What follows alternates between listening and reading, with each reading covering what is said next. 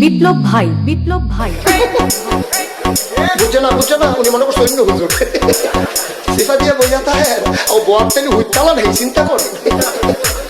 না বইয়া থাকে পরে কইতাস আরো কইতে আরো কিছু কথা লইয়া যান ভাই যাইবে না যখন দুইটা কথা লইয়া যান মুরব্বী